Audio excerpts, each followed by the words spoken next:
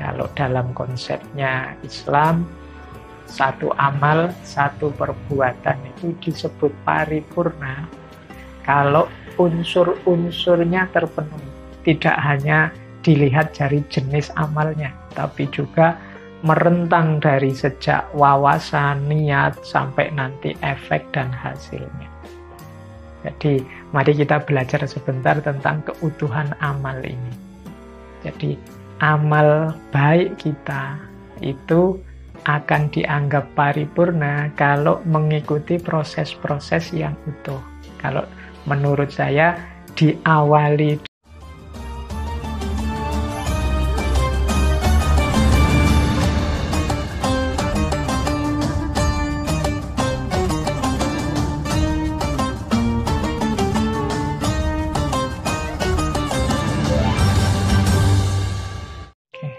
Bismillah.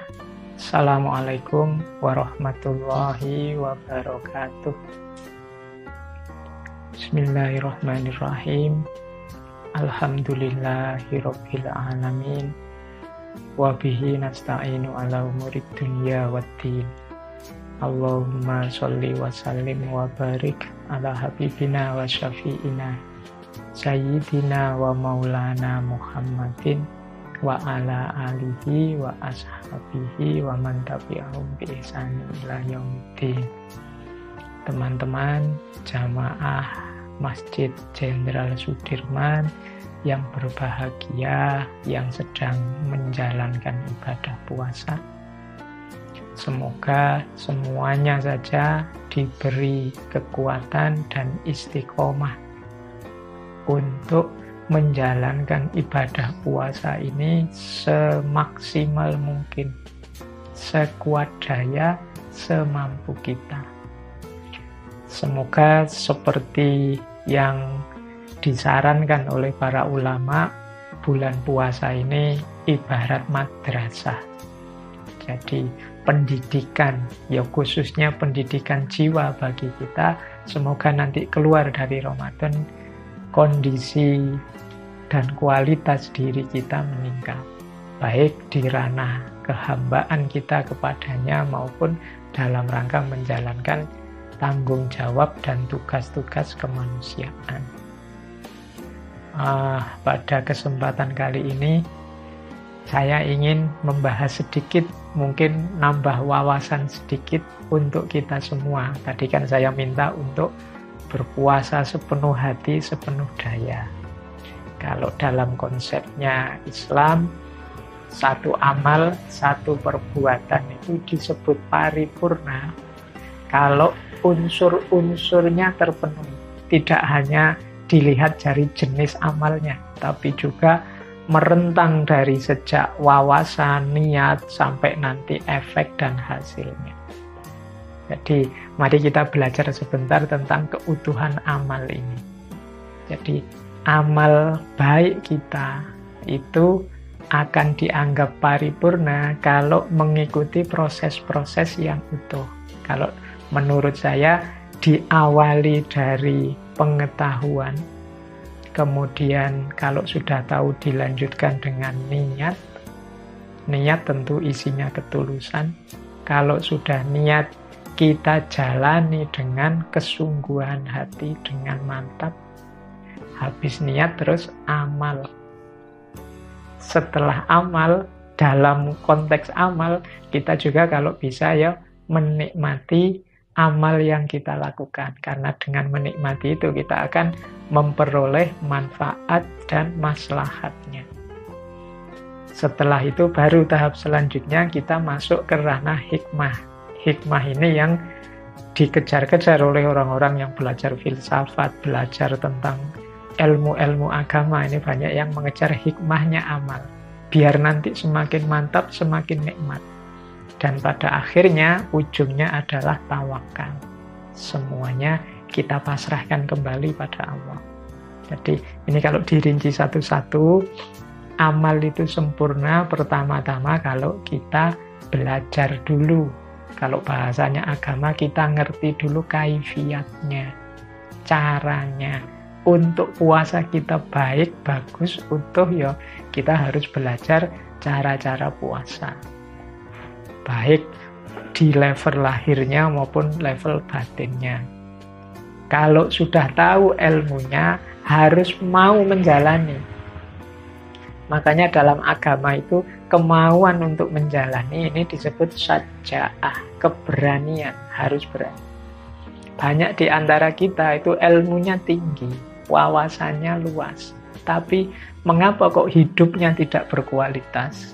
Tidak selevel dengan ketinggian ilmunya, karena dalam dirinya tidak ada daya syaja'ah, berani untuk menjalankan.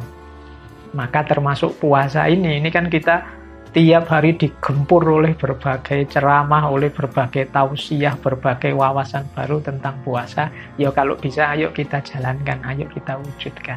Jadi setelah kaifiat, belajar caranya, kita terus niat. Nah, kalau sudah masuk siap menjalani, diawali dari niat, ini agama sangat recommended bagi kita. Yang paling utama niat itu selalu lillahi ta'ala. Jadi lillahi ta'ala itu berarti ya hanya kita dedikasikan, orientasikan untuk Allah saja. Bahkan tidak hanya untuk kebutuhan, kepentingan kita yang sementara, tapi segalanya lillahi ta'ala. Makanya redaksinya niat itu selalu di belakangnya lillahi ta'ala. Jadi setelah ngerti ilmunya, kita berani menjalaninya, diawali dari niat yang tulus, ikhlas lillahi ta'ala. Setelah itu kita jalankan semaksimal mungkin. Kalau dalam agama ada istilah Islam dan ihsan. Islam itu kita pasrah, patuh apapun aturannya. Ihsan itu kalau memungkinkan kita tambah-tambahi kebaikannya, kita tambah-tambahi dengan aktivitas-aktivitas yang lebih membuat amal baik kita itu semakin tinggi kualitasnya. Jadi setelah niat kemudian amal. Amal ini kita daya gunakan semaksimal kita tahu dan sekuat kita mampu. Kalau kita ngertinya 10, kita jalani 10 itu. Kalau kita kuatnya 9, kita jalani sampai 9. Tidak nyimpen-nyimpen tenaga, nyimpen daya, atau nunggu-nunggu besok saja. Saya pingin sih Pak, misalnya kan kemarin banyak itu ceramah puasa itu ada level awam, level khawas, level khawasul khawas. Terus kita, saya masih muda Pak, besok sajalah naik ke level khawas itu nanti-nantilah Pak, kalau sudah umur-umur punya anak, punya istri ya. Ini berarti tidak memberikan sepenuhnya, masih ada yang disimpan. Saya sebenarnya kuat sih Pak, sholat malam, puasa sunnah, atau tadarusan sampai kira-kira 1-2 jam. Tapi nanti-nantilah Pak, wong yo masih banyak kesempatan. Nah, ini berarti tidak sungguh-sungguh, tidak memberikan semuanya untuk Allah, untuk kebaikan yang kita tahu. Maka mari berikan semampu kita. Allah itu melihat seberapa besar keseriusan, kesungguhan kita. Meskipun mungkin nanti tidak seideal sebagaimana yang kita tahu dalam pengetahuan tadi, tapi kalau kita sungguh-sungguh menjalaninya, berusaha seideal mungkin, insya Allah nanti Allah akan hadir, membantu kita, memberikan daya, memberikan kekuatan, dan lain sebagainya. Jadi setelah niat yang ikhlas, kita jalani sepenuh hati, sepenuh daya. Ketika kita jalankan sepenuh hati, sepenuh daya, inilah nanti kita akan bertemu dengan hasil baik yang berbentuk manfaat maupun maslahat. Jadi kalau teman-teman kemarin-kemarin mendengarkan berbagai ceramah tentang manfaat puasa, misalnya puasa adalah benteng, junnah. Misalnya juga puasa adalah kesehatan, sumu tasihu. Puasa adalah keistimewaan dalam kesabaran. Puasa itu melembutkan hati dan lain sebagainya. Ini kita akan bisa ketemu semua itu ketika kita sudah mengerahkan segenap daya, semampu kita, segenap tenaga, dan siap mengorbankan apa yang mungkin menurut kita berharga, mungkin waktu, mungkin tenaga, mungkin sedikit biaya, dan lain sebagainya. Disitulah nanti manfaatnya puasa bisa kita temukan secara maksimal. Makanya kalau ada teman-teman yang mengeluh, Pak, saya itu puasa mungkin ya sudah puluhan tahun, tapi kok tidak ketemu-ketemu ya manfaat maslahatnya puasa seperti yang diceramah-ceramahkan oleh para ustadz itu. Kemungkinan kita belum 100% memberikan daya kemampuan kita untuk puasa ini. Imam Ghazali misalnya menyatakan, kalau puasa mbok yo jangan hanya menahan lapar haus biologis saja, tapi juga semua anggota tubuh kita dong juga dijaga misalnya. Mungkin kita ngerti sih ini, tapi kan tidak pernah secara sungguh-sungguh berjuang.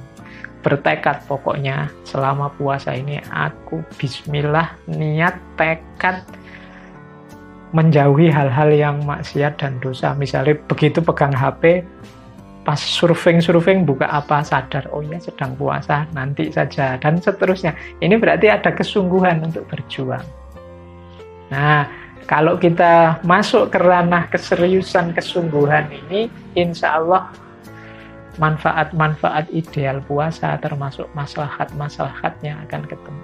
Keluhan-keluhan seperti tadi, Pak, katanya puasa itu melembutkan hati, membuat saya sayang pada sesama, khususnya fakir miskin yang kesulitan. Kok tidak muncul ya, Pak? Setelah saya puasa ya tetap aja saya yang pelit ya tetap pelit. Saya itu masih agak eman-eman kalau mau ngasih fakir miskin.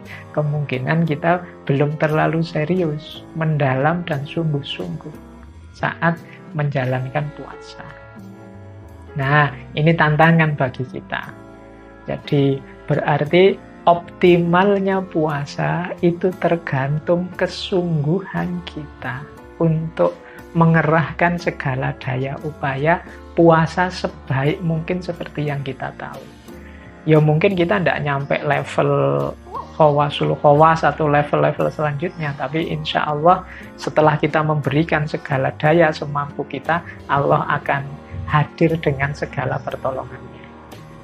Setelah itu baru kita cari hikmah. Hikmah itu nanti ini tugasnya yang pinter-pinter, yang ahli-ahli untuk mengungkap, oh di balik puasa ada ini, di balik puasa ada rahasia itu, dan lain sebagainya.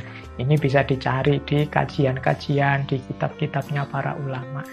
Ini yang level hikmah, dan puncaknya pastinya tawakal. Apapun hasilnya, apapun yang kita dapat, kita peroleh, semuanya kita persembahkan kepada Allah. Kalau ada kurangnya kita minta ampun, kalau kita sudah memberikan maksimal kita bersyukur. Inilah hakikatnya puasa di akhir, yaitu tawakal. Kita pasrahkan semuanya kepada Allah. Insya Allah kalau tadi kita urut dari sejak pengetahuan sampai tawakal, disitulah nanti puasa membuahkan peningkatan kualitas diri yang kalau pakai bahasa Al-Quran kita menjelma jadi seorang yang bertakwa. Baik teman-teman, saya kira itu saja sedikit belajar bareng-bareng kita di bulan puasa ini. Kurang lebihnya mohon maaf. Wallahul muwaffiq, wallahu a'lam bishawab. Wassalamualaikum warahmatullahi wabarakatuh.